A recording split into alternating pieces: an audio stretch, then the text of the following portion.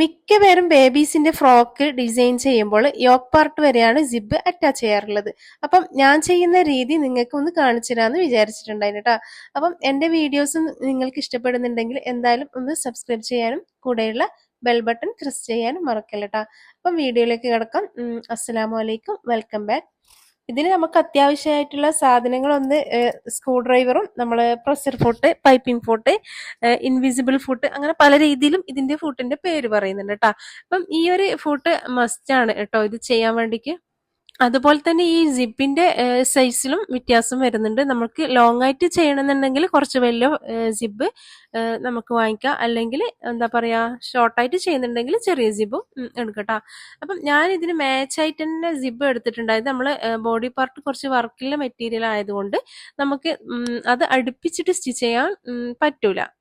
അഥവാ ചെയ്തതിനെ തന്നെ നമുക്ക് സിബ് ഇടാൻ കുറച്ച് പാടാണ് കേട്ടോ. നമ്മൾ ആദ്യം തന്നെ സിബ് ഇതുപോലെ ഒന്ന് ഓപ്പൺ ആക്കി വെക്കുക. അതായത് പ്ലെയിൻ ആയിട്ട് കിടക്കുന്നതാണ് സിബിന്റെ നല്ല ഭാഗം. നമ്മൾ തിരിച്ചിട്ട് വെക്കുമ്പോൾ ഈ ഒരു പല്ല് സൈഡ് വരുന്നില്ലേ, അത് സിബിന്റെ മോശഭാഗം കേട്ടോ. അപ്പം ക്ലോത്തിന്റെ നല്ല ഭാഗം സിബിന്റെ നല്ല ഭാഗം ഒരുമിച്ച് വരുന്ന രീതിയിൽ ഇതേപോലെ ഒന്ന് നമുക്ക് പിൻ ചെയ്തിട്ട് മാറ്റുക. പിൻ ചെയ്യണമെന്ന് വല്ല നിർബന്ധമൊന്നുമില്ല. ഞാൻ പിൻ ചെയ്തിട്ട് തന്നെയാണ് സ്റ്റിച്ച് ചെയ്യാറുള്ളത് കേട്ടോ. പിന്നെ ആ ഒരു സിബ് നമ്മൾ വെക്കുമ്പോൾ പല്ലിലെ ഭാഗം നമ്മളുടെ സ്ലീവിന്റെ ഭാഗത്തേക്ക്, അതായത് ആം ഹോളിന്റെ ഭാഗത്താണ് ഈ ഒരു പല്ലിലെ ഭാഗം വരേണ്ടത്. രണ്ട് സൈഡിലും നമ്മൾ ഫിറ്റ് ചെയ്യുമ്പോൾ ഈ ഒരു പല്ലിലെ ഭാഗമാണ് വരേണ്ടത് കേട്ടോ. അത് എന്തായാലും ശ്രദ്ധിച്ചിട്ട് ചെയ്യണം. അതുപോലെ തന്നെ നമ്മളിത് പിന്നിലും ചെയ്തതിന് ശേഷം സിബ് ഒന്ന് നമ്മൾ ലോക്ക് ചെയ്തിട്ട് നോക്കി വെക്കുക. അപ്പം ഈ ഒരു പ്രശ്നം ഇവിടെ വരും. അതിന് വേണ്ടിക്കുള്ള ചെറിയൊരു ടിപ്പും കൂടി ഈ ഒരു വീഡിയോയിൽ വന്നിട്ടുണ്ടായിന്. അപ്പൊ നമ്മൾ ഇതേപോലെ നമ്മളെ യോക്ക് പാർട്ടിന്റെയും ബോഡി പാർട്ടിന്റെയും ആയ ഒരു സ്റ്റിച്ചുള്ള ഭാഗം ഉണ്ടാവില്ലേ, അവിടെ ഇതേപോലെ 2 മാർക്കിങ് ചെയ്ത് കൊടുക്കുക കേട്ടോ. സിബ് ക്ലോസ് ചെയ്തതിന് ശേഷമാണ് നമ്മൾ ഇതുപോലെ മാർക്കിങ് കൊടുക്കേണ്ടത്. എന്നിട്ട് നമ്മൾ സിബ് അയച്ചതിന് ശേഷം ഇപ്പുറത്തെ സൈഡിലേക്ക് ഇത് ഒന്ന് പിൻ ചെയ്തിട്ട് വെക്കുക. ആദ്യം ചെയ്ത പോലെ തന്നെ നമ്മൾ എല്ലാ സൈഡിലും ഇതേപോലെ സിബ് ഇട്ടിട്ട് ഒന്നും കൂടി ഇതേപോലെ ഒന്ന് ചെയ്ത് നോക്കിയിട്ട് നമുക്കത് കറക്റ്റാന്ന് ഉണ്ടെങ്കിൽ മാത്രം ഒന്ന് സ്റ്റിച്ച് ചെയ്തിട്ട് പോരുക കേട്ടോ. പിന്നെ നമ്മൾ സ്റ്റിച്ച് ചെയ്യുമ്പോൾ കുറച്ച് ശ്രദ്ധിക്കാനുള്ള കാര്യം എന്ന് വിചാരിച്ചാല്, നമ്മൾ പ്രഷർ ഫുട്ട് നമ്മൾ മാറ്റുമല്ലോ, ആ മാറ്റുമ്പോൾ നമ്മൾ അത് വെച്ചിട്ട് തന്നെ അത് സ്റ്റിച്ച് ചെയ്യുമ്പോൾ നല്ലോണം പതിഞ്ഞിട്ട് സ്റ്റിച്ച് ചെയ്യാൻ കിട്ടൂല. അപ്പൊ നമ്മൾ എന്താ വേണ്ടത്, സ്റ്റിച്ച് ചെയ്യുന്നോളം നമ്മൾ ഈ ഒരു കൈ കൊണ്ട് ആ ഒരു പല്ല് എന്താ പറയുക കുറച്ച് വിടർത്തി വിടർത്തി സ്റ്റിച്ച് ചെയ്തിട്ട് കൊടുക്കണം. അതാണ് ഇതിന്റെ വലിയൊരു ടിപ്പ് കേട്ടോ. നമ്മള് വൺ സൈഡ് ഫുട്ട് കൊണ്ട് സ്റ്റിച്ച് ചെയ്ത് കഴിഞ്ഞാലും അവിടെ ചെറിയൊരു ഗ്യാപ്പ് കിട്ടും. അപ്പൊ നമ്മൾ ഈ ഒരു കൈ കൊണ്ട് ഒന്നത് താത്തിട്ട് ആ പല്ല് താത്ത് സ്റ്റിച്ച് ചെയ്ത് കഴിഞ്ഞാൽ നമുക്ക് കറക്റ്റ് ആയിട്ട് കിട്ടും കേട്ടോ.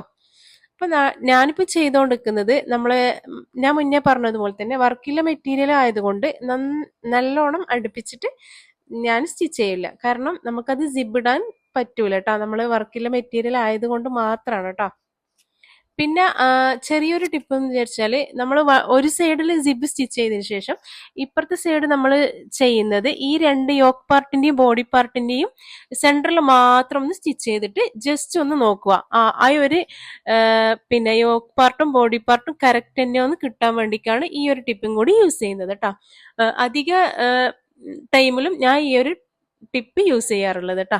പിന്നെ അതിനുശേഷം നമ്മൾ ഫസ്റ്റ് സൈഡ് എത്രത്തോളം സിബ് നമ്മൾ താത്ത് സ്റ്റിച്ച് ചെയ്തിന് അതിനനുസരിച്ചിട്ട് ഇപ്പുറത്തെ സൈഡിലും അളവെടുത്തിട്ട് അതേപോലെ സ്റ്റിച്ച് ചെയ്തിട്ട് സിബ് നമ്മൾ ക്ലോസ് ചെയ്യുക.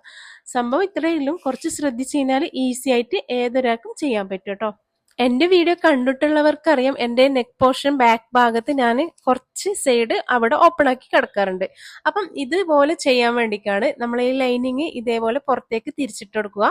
അപ്പം നെക്കിന്റെ സൈഡ് ഞാൻ ബാക്കി സ്റ്റിച്ച് ചെയ്തിട്ട് ആ ഒരു ഭാഗം ഉണ്ടാവില്ലേ, അത് ഇതേപോലെ പിൻ ചെയ്തതിന് ശേഷം ഇതും ലൈനിങ്ങും മെയിൻ ക്ലോത്തും ഒരുമിച്ച് വെച്ചിട്ട് നമ്മൾ ഇതേപോലെ ഒന്ന് സിബിന്റെ മേലെ കൂടി ഒന്ന് സ്റ്റിച്ച് ചെയ്തിട്ട് കൊടുക്കും. ഇതാണ് എന്റെ സിബ് ഹൈഡായിട്ട് നിൽക്കുന്നതിന്റെ ചെറിയൊരു എന്താ പറയാ ചെറിയൊരു സംഭവം. അപ്പം അതിൽ സ്റ്റിച്ച് ചെയ്തതിന് ശേഷം നമ്മൾ ഈ ലൈനിങ്ങിന്റെ ഉള്ളിലേക്ക് കൂടി കൈയിട്ടിട്ട് ആ ഒരു സിബിനെ ഒന്ന് കറക്റ്റ് ആക്കിയിട്ട് എടുക്കലാണ് കേട്ടോ. സ്റ്റാർട്ടിങ്ങിൽ ഒരു കാര്യം പറയാൻ മറന്നുപോയി, നമ്മൾ സ്റ്റിച്ചിങ് ചെയ്യുമ്പോൾ ആ സിബിന്റെ ലെവൽ കറക്റ്റ് ആക്കിയിട്ട് ഒന്ന് കട്ട് ചെയ്തിട്ട് മാറ്റാനുണ്ട് കേട്ടോ. അപ്പം നമ്മൾ ഈ ഒരു സംഭവം എല്ലാം ഇവിടെ കഴിഞ്ഞിട്ടുണ്ട്. അപ്പൊ ലൈനിങ് കാര്യങ്ങളെല്ലാം ഉള്ളിലോട്ടേക്ക് മാറ്റി എടുക്കുക. എന്നിട്ട് ജസ്റ്റ് ഇതേപോലെ ഒന്ന് സിബ് ഇട്ടിട്ട് നോക്കുക കേട്ടോ കാര്യങ്ങൾ എങ്ങനെയുണ്ടെന്ന്.